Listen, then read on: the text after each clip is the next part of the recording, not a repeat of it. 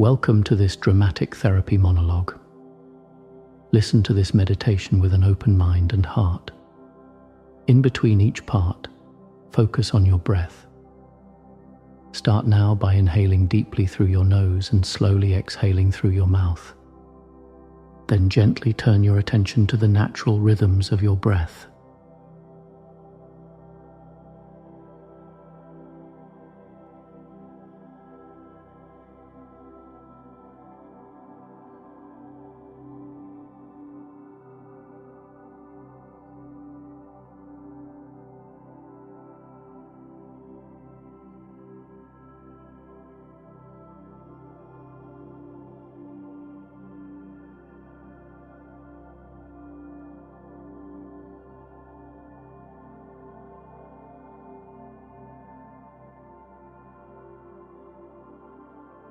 Alright, the truth is I have always collected wants the way a magpie collects shiny things. Little bits and pieces tugging at me, stacking up, faster than I could ever hold them. When I was 12, I remember kneeling beside my bed, whispering bargains to the ceiling. Let my parents get on. Let me get picked for the football team. Let me somehow say everything right at school tomorrow so people would not roll their eyes behind my back. But what I remember most is the feeling that these wishes just scattered into the air without anyone catching them.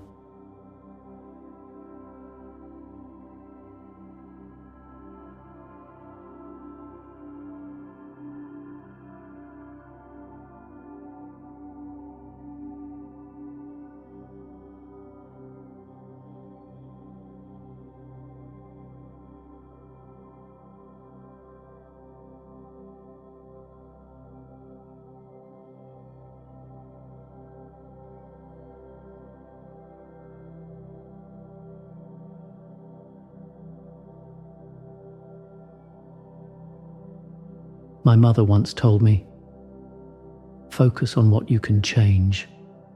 Let the rest spin away. She said it at breakfast when I was 14, the milk still cold in my cereal. I never really heard her. I was already looking out the window, plotting my escape routes from things I feared I could not handle. She seemed so calm in her wisdom. I felt restless, full of heavy, invisible demands. On myself, on everyone.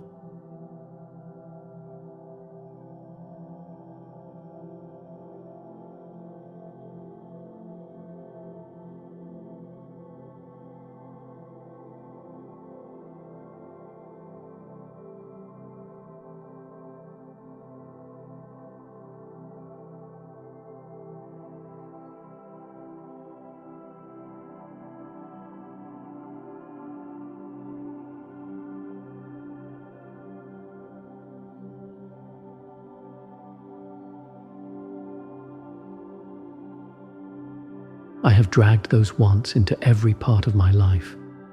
I keep lists, the job I should have, the kind of friend I must be, the man I am supposed to become. But the lists never end. They grow teeth. They turn on me. When something slips out of my control, I do not get the job, or someone I care about ignores me. I feel stripped, hollow, furious at the universe for ignoring my hard effort. What am I supposed to do with all these wants?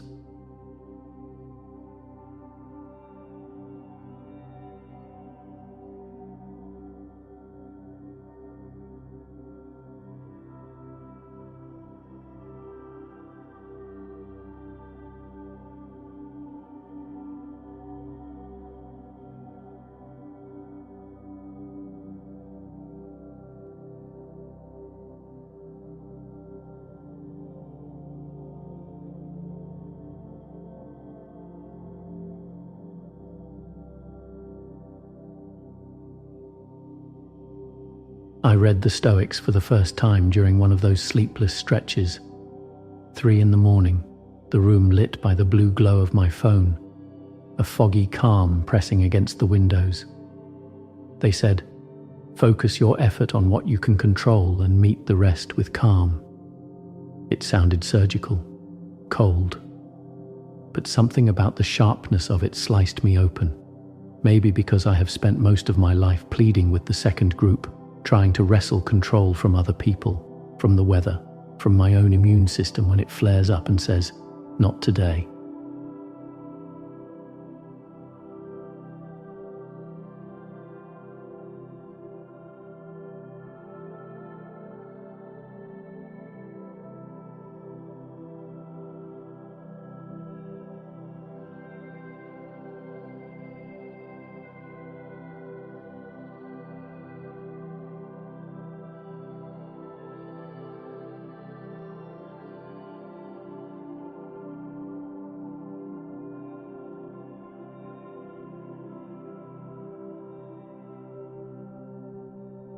The crisis. I almost do not want to say it.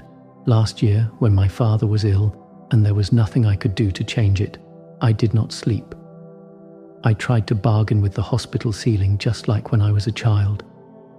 I kept thinking, if I just want it hard enough, if I just say or do the right thing, maybe he will get better. But I could not reach him. I felt powerless.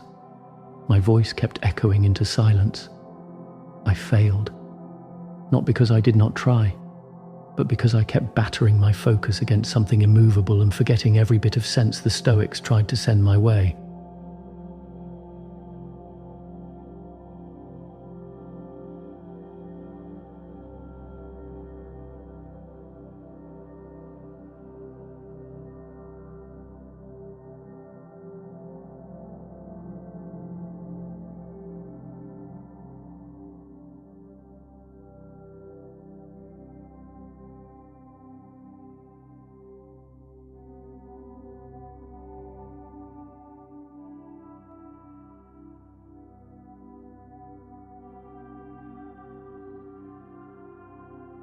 Here is the flaw.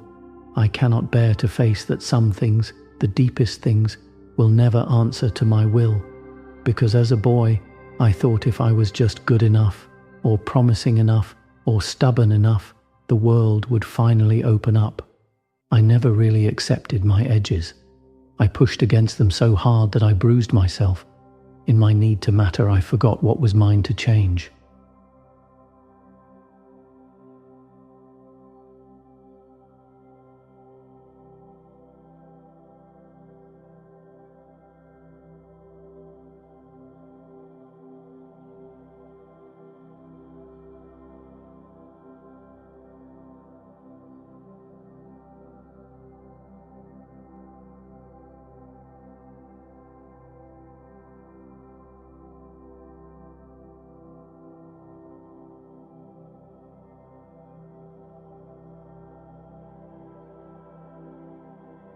Let us pause here. Inhale again, deep into the belly. Exhale through your mouth. Notice gently where the edges of your own experience brush up against things you cannot shift.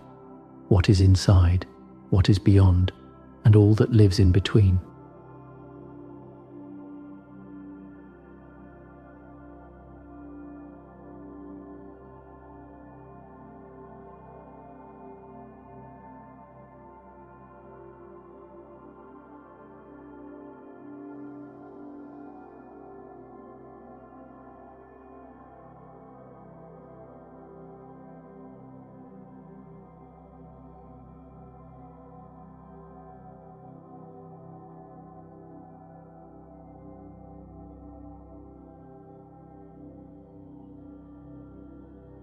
The transformation.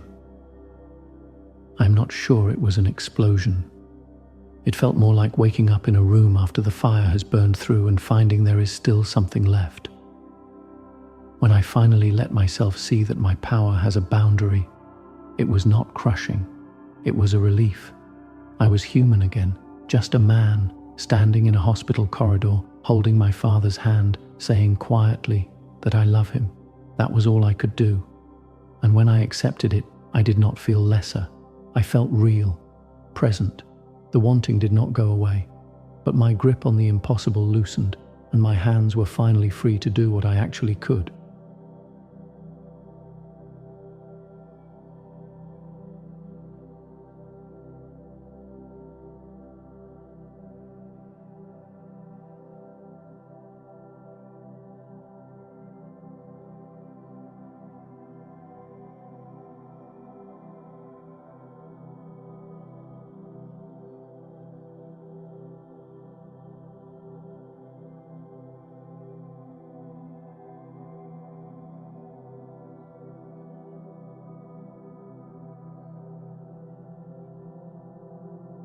Now, I try to live with sharper edges.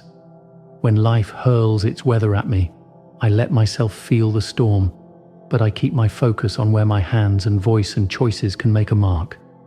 Sometimes I catch myself out of old habit, trying to bargain with fate. But I remind myself, intention is nothing without action, and action is only real when it is aimed at what I can touch and build and change. That is where my life happens, in the deliberate, honest movement from intention to action, inside the circle that belongs to me, no matter how small it sometimes feels.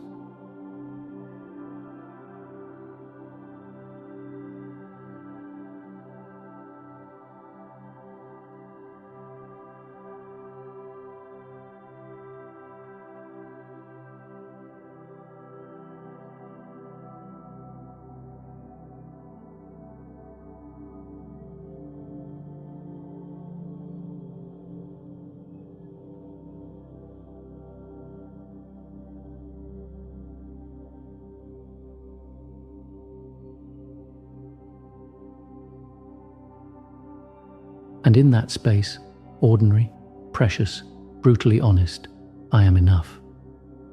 Acceptance is not defeat. The humility of letting go, the willingness to be gentle with my limits. It feels finally like steadiness. Some days I still ache for more control, but most days I am learning to find comfort in clarity. I spend my effort on the few levers that move the machine and let the rest become quiet, less frantic, more alive.